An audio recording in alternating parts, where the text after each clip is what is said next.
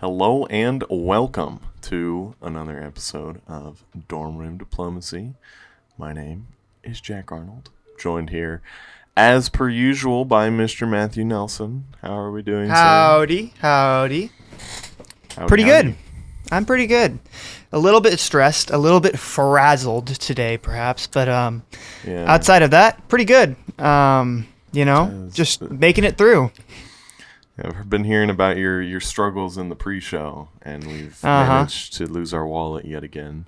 Oh yeah, absolutely. That was a today thing, but I can signal my happiness towards Apple's AirPods, but as that was a previous discussion point. Yeah, let's just create another episode about that, and you can.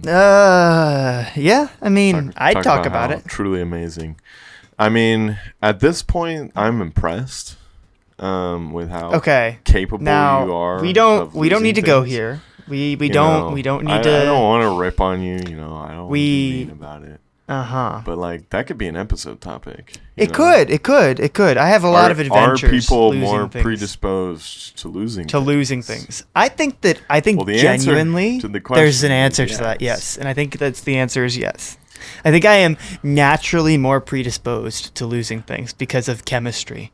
Don't ask me what the chemistry is, but that's my answer. Question. Do you think that you could solve this problem? Or do you think that, similar to all these predispositions that people use sometimes as an excuse, does it just... Oh, calling people out. A little bit. I think that I have taken steps and I've taken efforts such as these AirTags that track my devices towards being better. Paying for hardware and software, or could they be improving your life habits?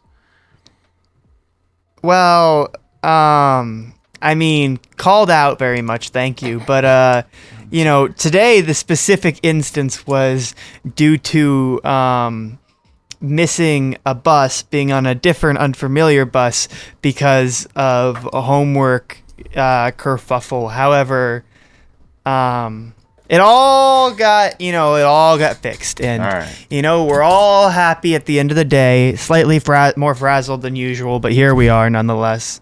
Fair enough. I'll stop ripping on you then. Nah, it is what I do. I lose things. Absolutely. You could be known for worse things. I could. I definitely could. If you see my wallet around anywhere, you know where to find me. Of course.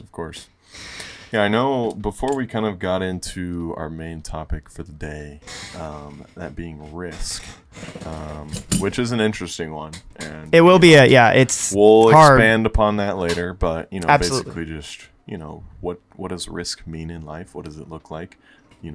Just taking risks. A lot of people think about investing in finances when talking about risk, but it's also, how you choose to make your decisions, personal relationships that you're in, decisions you make within that. Right. Also, applies to careers, academics, all types of things. Absolutely. It's an interesting one, but we'll get into that later. But before we kind of crack that open, I just wanted to mention a few things. The first being, it was kind of cool, and I'm sure anyone who's a Spotify user, you got your little Spotify Wrapped, you can show your friends. It's cool. How much music you listen to. Everyone always loves it. I do too. It's great to see. It's great. The recap of the year in music form. But we also got one for Spotify for podcasters, and they did a little Wrapped. And the one thing I was surprised to see was just how much it's being shared. We're still a very new podcast. Absolutely. We're not expecting any crazy growth. We're just, our interests are primarily just in speaking with one another. Right. We both love conversation, and that's, something that's not going to change. And so, we continue to do it just because of that. And that's plenty motivation for us. But seeing how much the podcast has been shared has been just another helpful motivator. Right. Because, it's great to see people enjoying the show. And it's okay, maybe some of the things we're saying I'd like to hope that they're bringing some form of value to people's lives. Now, maybe they're not. Maybe people just enjoy listening to it because, they know us, or literally they don't, and they just think it's good noise to kind of drown out other things. Or you think we're wrong about everything we say. Sure, That's a viable option too. Or you listen because you despise our ideas and you just want to, listen just, so you can fuel your own hatred and motivate yourself that way. And if that's the case, please, by all means, continue to do so. So, I just kind of want to just extend a little gratitude to all the people who have listened, whether you're a first-time listener listening to this episode, whether you've listened to all the episodes, whether you've listened to, a couple episodes here and there. It's all really the same to us. We just appreciate support in any form. On top of our own reasons for doing this podcast, just kind of creating a bit of a community is another thing that we're very interested in.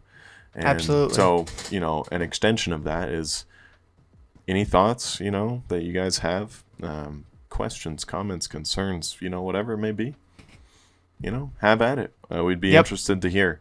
Certainly, episode topics or responses to topics we've done. Just kind of, we always talk about promoting kind of a productive dialogue and trying to, kind of hash out some of these problems we discuss on here. Or if it's, not everything's a controversy. Sometimes it's just good to have conversations about things, just to kind of further everyone's understanding. And Jack, where can they ask those questions at? I mean, we are getting a little slow on our socials. That's another thing that I was going to address in a second. And so we do have, we're on Instagram, we're on TikTok, we're on YouTube. I'd say YouTube's probably the best spot to kind of leave that commentary. Like reviews on Spotify are great, but they're not as engaging between, us and the audience. So I would say YouTube would be the best one. That's kind of where we focus on anyways. I know we did go for a while posting short form clips on TikTok and Instagram, and as well as YouTube. And we don't plan on stopping that, but we are currently in the process of kind of rehauling that idea. More so because we've just become a bit more concerned with kind of the quality of what it is we're putting out. I think when we first started, seeing a little bit of growth, we got, caught up in that a little bit. We're like, okay, maybe, we should try and pursue the, this virality, just quantity, get as much stuff out as possible. Right. And like, sure, is that a good way to grow a lot of the time? Yeah. Consistency is really what it comes down to when growing anything like this. But I think we had some conversations and ended up deciding that we'd be much more pleased with what it is we're putting out. If we're only putting out things that, we've taken time to piece apart, and it's, stuff that we think, is important or adds some kind of value, more quality, a bit of a special insight, whatever it is. So we'll probably be trying to get a few clips out per week. Just in all of those same outlets, and then as usual, the weekly uploads on Spotify, on YouTube, but also everywhere else you find the podcast. Is kind of the plan right now going forward. But yeah, like I said, as always, we appreciate everything, any kinds of engagement, not just because it's can like drive the algorithm, promote growth. No, but it's cool. It's I say genuinely, like, we want to hear from you guys. That's a big reason for why we're doing this. And so, if you are so inclined, we welcome, certainly. But we want to hear what you have to say. Exactly. But I think that about, it's all the housekeeping I kind of wanted to get out of the way. And I know it's, maybe a little strange, but I mean, it's been a bit of time since we've actually recorded. It has. It's been a while. It's been a few weeks. It's a little weird because, for the listeners, it's all the same because it's still coming out every week. Right. But it was before Thanksgiving. Yeah, we pre-recorded a bunch of episodes that weren't super time sensitive. Right. And then scheduled them out. And so, for anyone who's like, well, what's going on? Like, yeah, it's been, it's been a while for us. It's been a little while. Dipping the toes back in the water, get all warmed up. Exactly. And just swing right into things. We've got a very interesting yet I think difficult topic to put into words because it's so wide and varying in its meanings. This risk. Right. How do you define risk? I know. There is risk everywhere, you know. There's plenty of ways to define it, and I think that's interesting.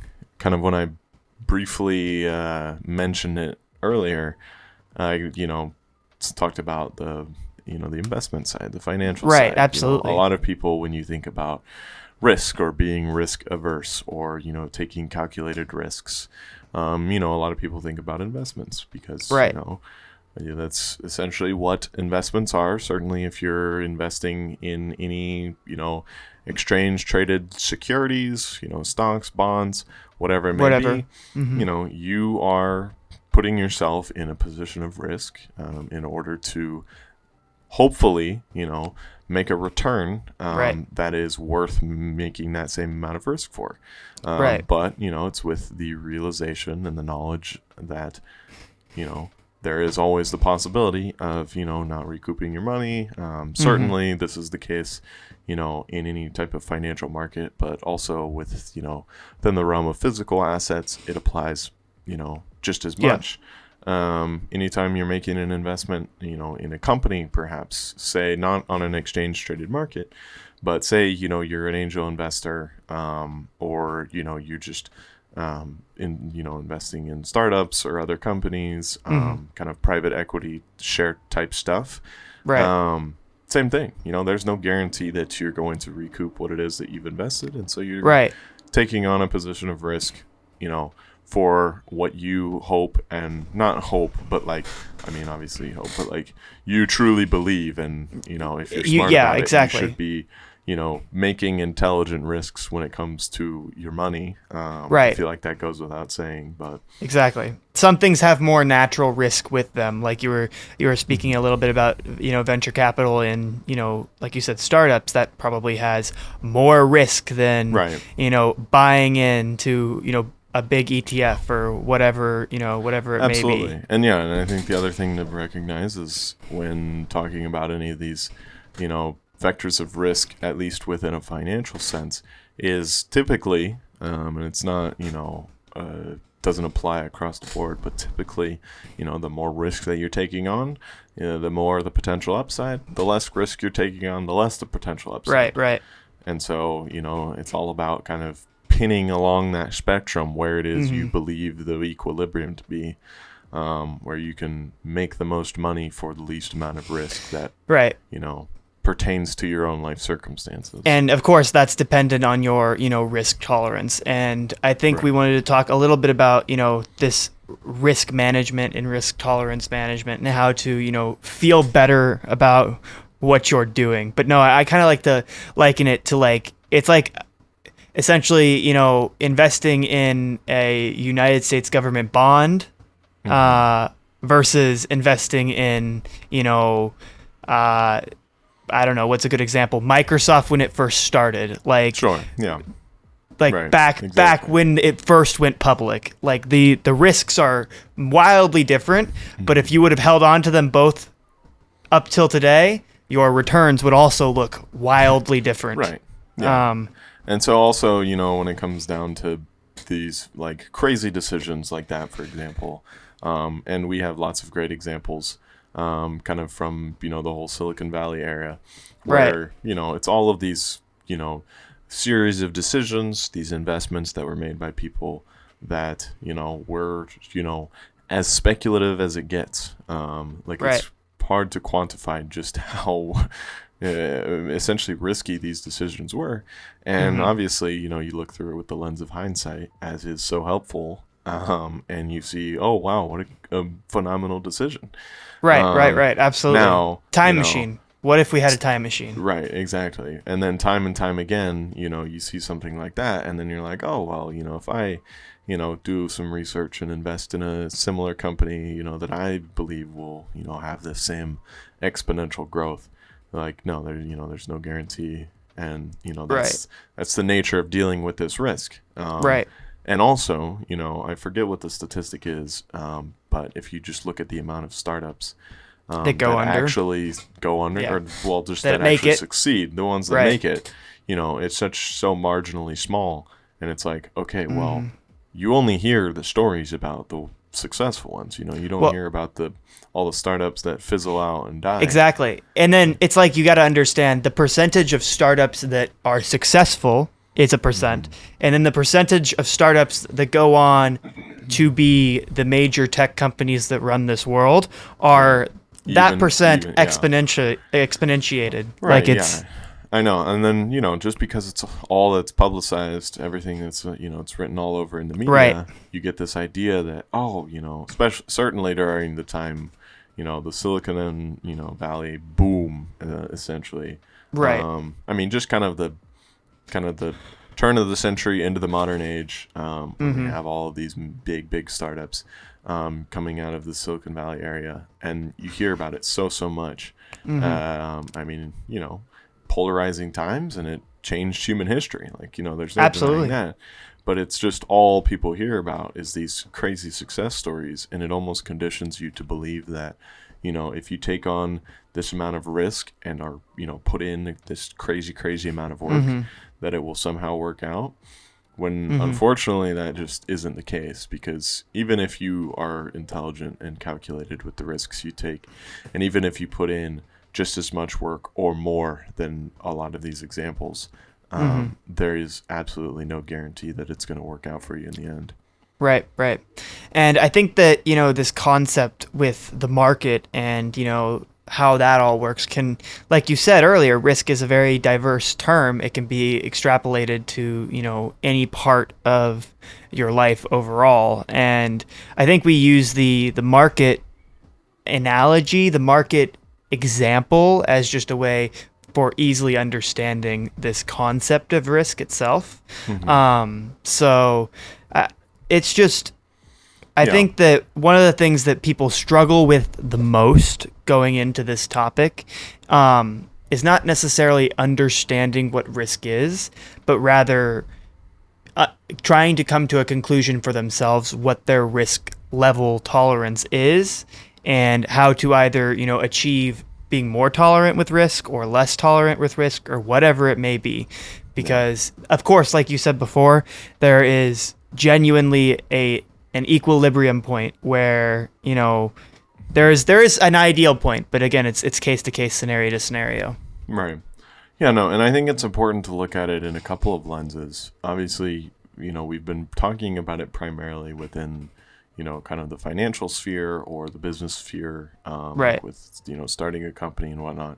But I think also, in your day-to-day decisions in your life, you're making risks all the time, and perhaps it's better if I kind of define it like this. But if you think about risk, not necessarily as an investment where, you're kind of putting your money elsewhere, and, hoping, believing, that it will, you'll be able to use that money to then turn a profit later on.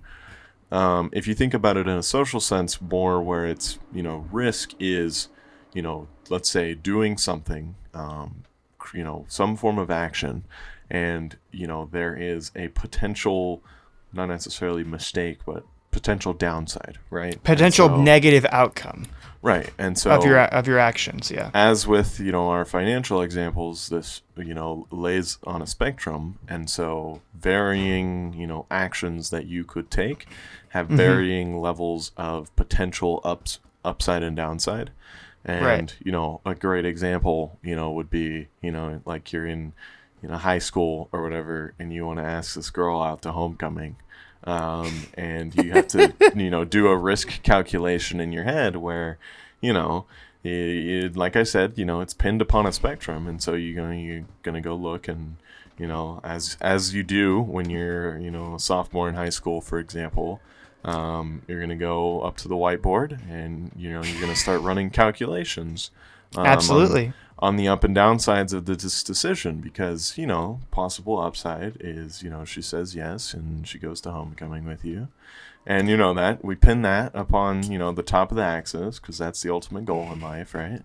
And down on the bottom of the axis is, you're humiliated and embarrassed in front of everyone and, you can no longer live with yourself.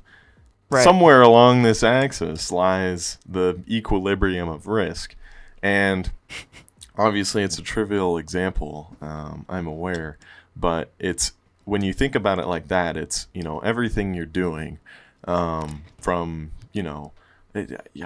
choosing to run across the street when it's, not a walk sign, because, there's, you're a college student, you got places to go. But like, a car could turn around real quick, or, they could run the yellow and try because they're trying to get somewhere quick too. And, all these examples, like, sure, you could poke holes all over the place. I'm glad that you picked that example, because I had a lot worse example. Oh, yeah? Yeah, okay. I was gonna say something about, like, the risk of, you're gonna risk going into a store and stealing something versus, okay, that's just like the consequences of your actions. Like, right. I know that's kind of what I was talking about, but I guess what I'm trying to get across here, and I feel like it's a little bit unclear, but, risk doesn't just have to be, for example, putting your financial assets at risk of,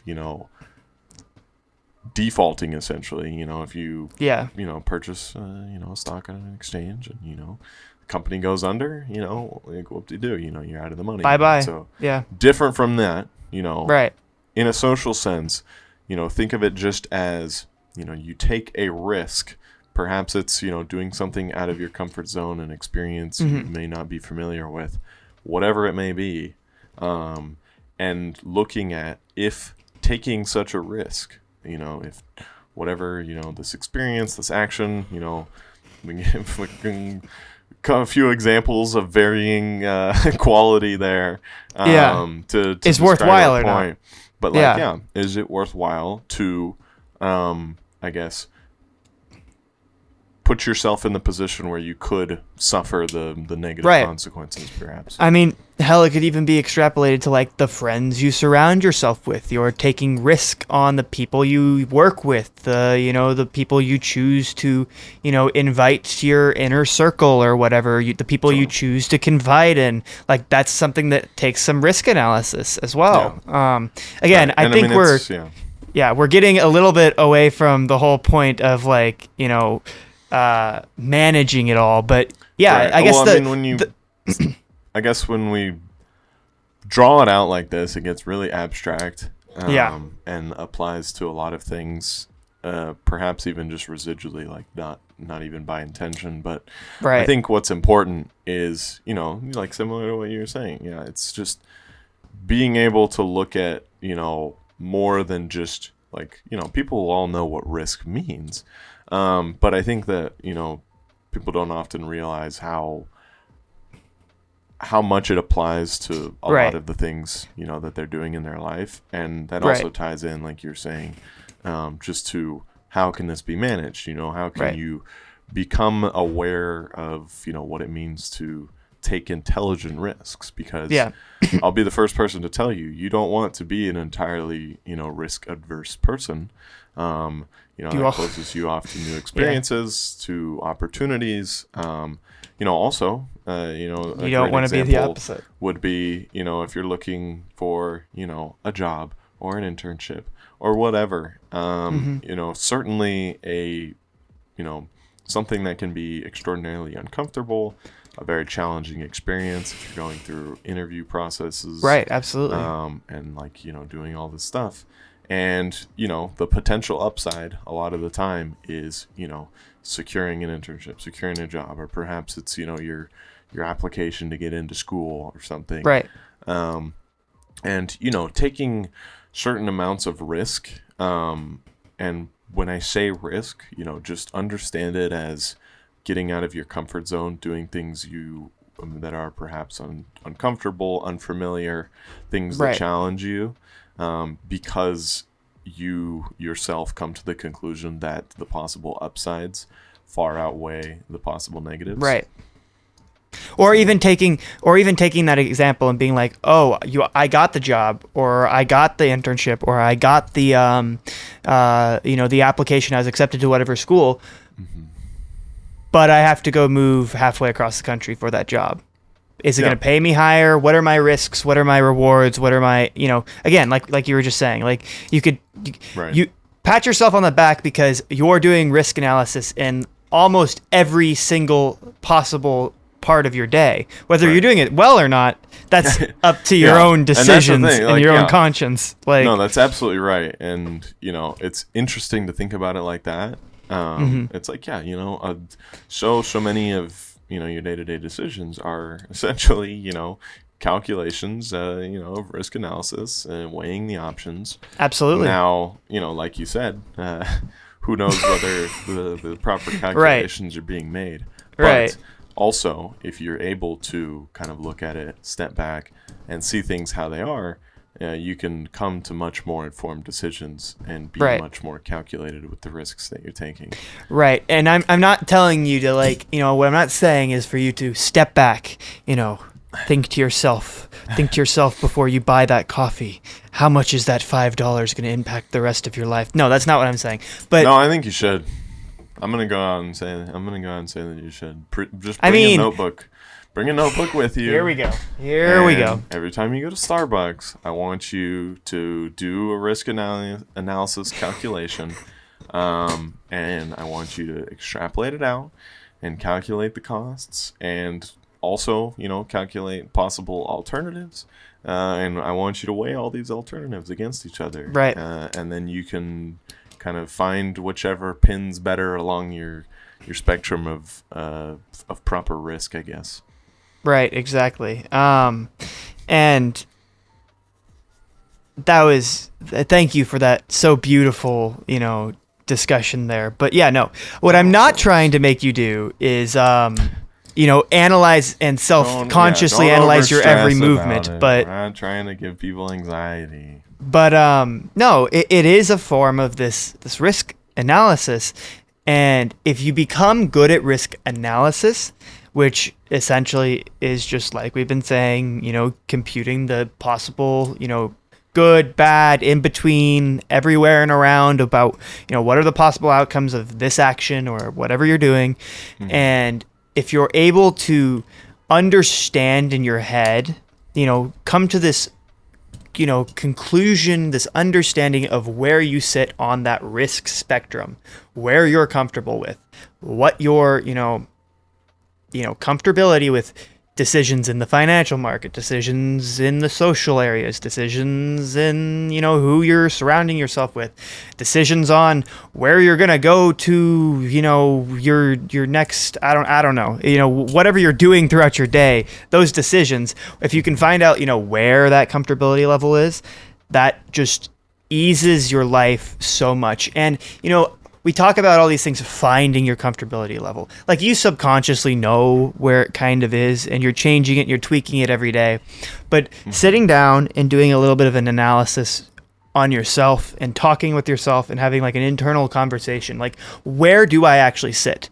And then coming to that outward conclusion, like you've taken time to think about this and you're not just doing it on the fly. Honestly, if you do that and you make all these variables make sense, I feel like you're going to come to a much more solid and grounded position on wherever you may be along that spectrum because you've taken the time, and your next decision will be a lot easier without this, I have devil's advocates on both of my shoulders, saying, oh, do this versus do that. Here's your pros, here's your cons, It being more concrete in your decision-making process, being more concrete in where your risk comfortability is, just allows you to not second-guess yourself as much, and everyone hates second-guessing themselves. Like, that's, right. I don't think you're going to argue with me that, second-guessing yourself is a healthy thing to do. Like, yeah, I mean, certainly. A little bit of introspection goes a long way. Absolutely. And I don't think people give it the value it deserves. Yeah. But also being able to, like you said, I mean, just being able to think clearly when it comes to these things, and even if it's, trivial decisions, like some of the examples we've given. Certainly if it's important things, but even on the small stuff, being able to think clearly when it comes to these things. And I know it sounds dumb to, compare and, give this crazy long thought experiment to your morning coffee or, asking a girl to homecoming, Or that Razer Viper Ultimate. Exactly. Your computer peripherals. For reference, it's a mouse that Jack wants. That's more of a cost analysis, ascertaining the value of something and the value it perhaps brings to your life, the value of an investment, which sure, it's a little bit of a stretch, it's a little bit of a stretch, but I dug at you earlier in the episode, so I'm gonna say something. You asked for it. Touche. But I think the one thing I really do want to bring up is there's a wonderful, podcaster, a bit of a philosopher, venture capitalist. He was, an early level exec at Facebook. Quite the guy, and I do enjoy listening to a lot of his stuff. Chamath Palihapitiya. I don't know if I think you're familiar, Matthew, from the All In podcast. Absolutely as an occasional listener. But I have a lot of respect for the guy, and I think he has a lot of really good things to say. But he does talk a little bit. Well, he has in the past. He kind of has this example of looking at life and comparing it to, poker or like chess. And, we've talked about, chess in the past. Perhaps we'll, do a poker episode should there be some controversy in the poker world. But, essentially what it is in high-level games of poker or chess by extension, I'll talk about it in terms of poker, because that's the example he uses, but it applies to chess, and then it's extended into life, and I'll get to that in a moment. But essentially what it is in high-level poker games is, the correct actions you make when you are playing against players of similarly high caliber, and, we're talking about professional games here. The decisions you make that are correct, or as he calls it, are GTO, game theory optimal, that most closely follow, there's for chess, there's a chess engine. For poker, it's a bit more nuanced, but also, if you're familiar at all with the math behind card counting, there's mathematics to it, and how it's assigned. It's certainly, poker is all mathematical as well. And so, you align your decisions to this game theory optimal way of playing the game where, it is what it sounds like. Whichever move is most optimal pertaining to your particular game, which changes, it changes in poker, changes in chess, changes in life. The same optimal moves do not apply, unilaterally. They are unique to each scenario, I guess. And so, what he says is all of these players are trying to play moves that are as close or match, this game theory optimal way of playing. And that sounds, obvious, right? Everyone's wanting to do that. But then what it comes down to is, winners are only decided by the difference of their mistakes. And so it's less about trying to make as many proper moves as you can. Anyone who's been playing for years and years and has, thousands of hours of experience in any of these games that we're using for examples, they know what the right moves are. They know the correct moves, and it becomes, so the margin for error becomes so small because everyone is trying so earnestly to play essentially with perfection. And so, if you think about it instead as, the winning outcome is, the player who is able to make the fewest amount of mistakes, but it's essentially just the difference of mistakes, between two opponents, multiple opponents, in the case of poker, whatever it may be. Mm-hmm. But he kind of paralleled that into life in a really interesting way, where you look at, your life and you look at the decisions you make, and you tie it into risk. And he didn't use risk as an example, but he talked a lot about mistakes. And think of it less as mistakes and more as learning, because if you think about it as mistakes and you use the example of poker, it's like, okay, well, you want to make as few mistakes as possible. Therefore, the best way to not make mistakes is to not take risks. However, not taking risks is not game theory optimal play. In order for you to possibly make moves in life, and yes, I will completely gamifying life here, for the purpose of the argument. That's not what I'm saying to do. But it's an interesting lens to look at it. It's a way to go about it. Sure, yeah. And so if you look at life as you're trying to play life in a game optimal way, you are trying to make your GTO moves in life, the moves that are most optimal, at least pertaining to your own individual circumstances and experiences. Now, the only way to do that is, if, let's say, for example, I have 3 job offers on the table, and the game theory optimal move is for me to take the job offer in Seattle as opposed to the ones that are local. Now say they all pay similarly, and they get paid a little bit more to move to Seattle. For me to try to look at it as minimizing mistakes, doesn't make much sense. Just, I guess, in the capacity that, like, in order for me to possibly make the move that is most optimal, I have to take on at least some degree of risk.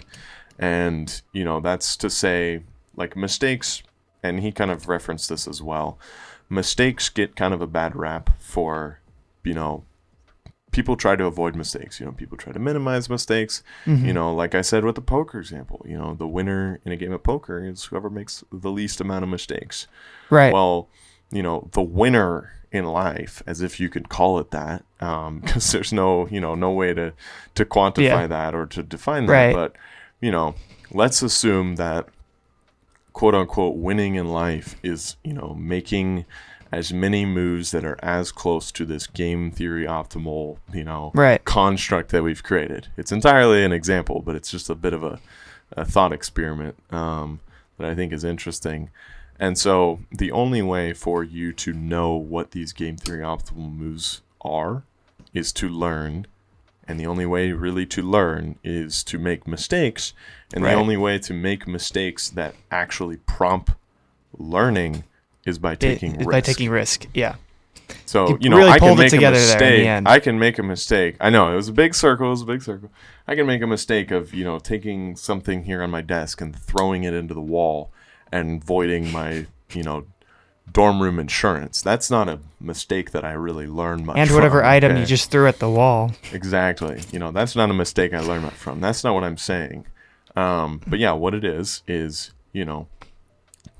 don't avoid mistakes. Okay, I'm not trying. Like I said, the thing you do not want to be in life is entirely risk averse. It's all about making it calculated. And so the only way to make these risks that you learn from is by taking risk. Wait, I said that wrong. The only way to make these, did I say mistakes?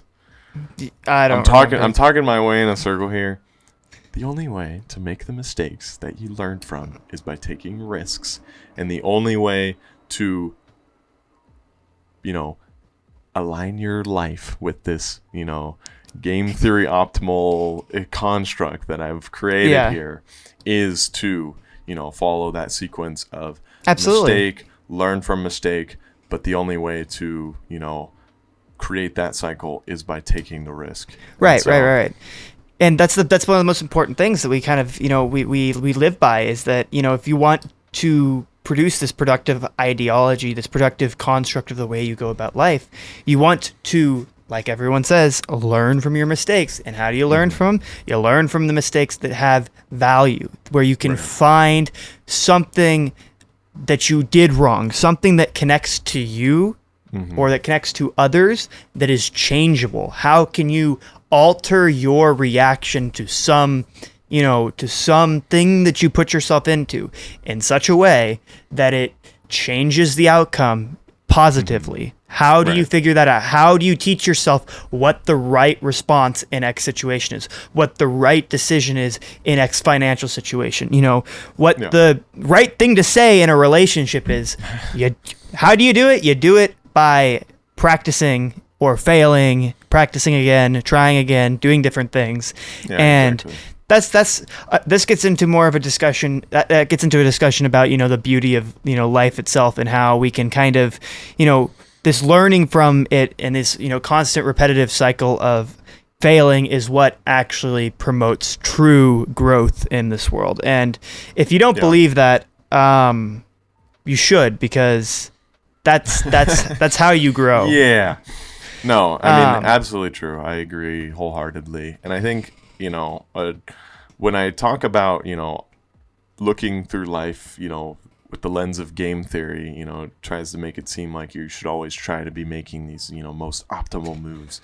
Right. And anything else is, a mistake and is a letdown. And it's like, no, but I, certainly for myself, as I would imagine for a majority of other people, you want to make decisions in life that, position you in a way to, receive the most benefit. And I say that and it's like, okay, well, I'm not just talking about financial gain, this doesn't just apply to, your career or your academics. Like, no, in relationships with your friends, your family, romantic partners, whatever it is, this applies, you want to be making the correct decisions. How do you know how to make the correct decisions? You have to make. I like this analogy.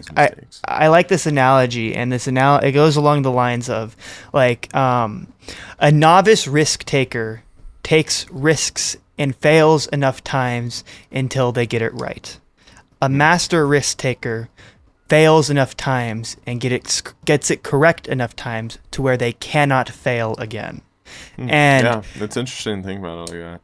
It's hard. The thing is becoming this master of risk taking, or becoming this master of, because that can be extrapolated to literally anything, but becoming this master of anything that you may put a label on is not something attainable. However, it's like people always say this statement, like, I'm working towards the person that I will be in 10 years. It's the same concept. I'm working towards this idea of mastery. Exactly. Not to say that you should be, pursuing this like most optimal way of living or pursuing the lifestyle of a master risk taker. You're pursuing your own personal improvement. And if you can, look, back and, with a little introspection and see, okay, I've improved and I now make more intelligent decisions and I now take more calculated risks and I learn from my mistakes more effectively, then, not saying you ever should be this master risk taker, nor should you even want to be, but, progressing at all kind of along that curve is, progression that you should, be proud of and is valuable. Absolutely. Certainly. Yeah, just being able to, like I said, understand more about yourself. And, we may be these, dumb college students who are just starting to come to these realizations that life is all about, understanding yourself and using that to, produce the best person you can be for the rest of the world. Like, these are realizations that I think a lot of people have come to, but saying them out loud and, committing to understanding them personally, knowing what these lovely constructed words that I'm, spewing out of my mouth actually mean to an individual, and that individual being you specifically, that takes you somewhere else. It's one thing to say it, and it's entirely another to make all of these things actionable. Sentiment is a lot different than understanding. Exactly. We're right here in this journey along with everyone else. Absolutely. And it's an ongoing struggle. And so, at least now, we have the words. Now we just have to do the actions. Try and get better every day with happen. us, I guess. That's kind of my That's a lovely little message. Yeah. Absolutely.